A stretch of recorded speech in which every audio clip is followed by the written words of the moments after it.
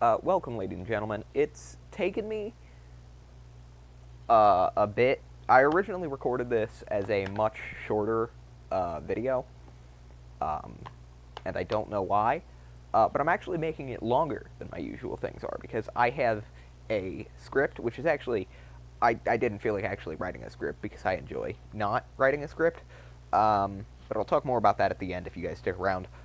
So this is Yakuza 6, The Song of Life, which released in Japan for the PlayStation 4 only on December 8th of 2016, following the release of and success of Yakuza Kiwami, and would later release on the USA for the PlayStation 4 only on April 17th of 2018.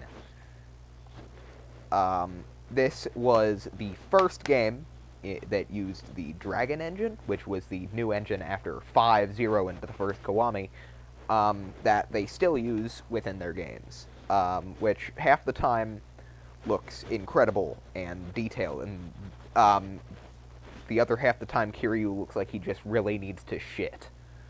The story comes directly after Yakuza 5, with Kiryu being arrested, a few others being arrested, Saejima, Daigo, and Haruka then abandons the orphanage like the bitch I knew she was.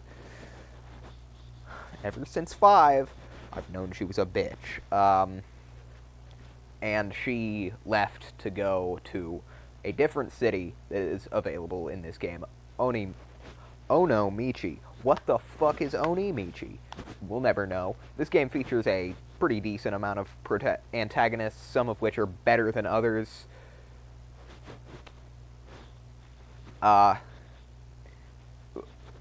was a kind of lackluster final boss, and while the build-up to the fight wasn't perfect, just like this game's story, it was still pretty decent.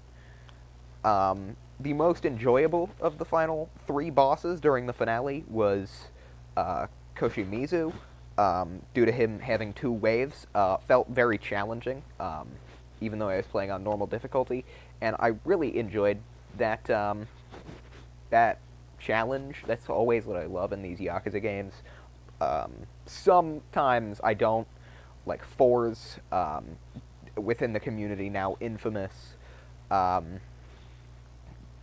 you know, fucking boss fight where you play as Tanimura. The gameplay is good. It's polished. I mean, obviously it's not perfect, but they were still just starting with the Dragon engine, and it still, I mean, anything does, but it still feels better than something like Yakuza 1's gameplay and combat. This added a couple of interesting things to the series that were really a first, including the online chatting, which was a weird inclusion, but I don't really care. As well as the cat cafe. Why is there no trophy for spending 6 years in the cat cafe? I would have gotten it by now. The soundtrack is very good, having some incredible songs like Destiny and Bloodstained Philosophy, which are absolutely phenomenal tracks that I just casually listen to from time to time. Overall, this game is a pretty fun experience, and it gets an overall 9.5 out of 10. And I promised that I would talk about my script, so if you've actually stuck around and you want to hear about it, now is the time to hear about it, essentially. And I recommend doing this to anybody who wants to get into reviewing content similar to mine.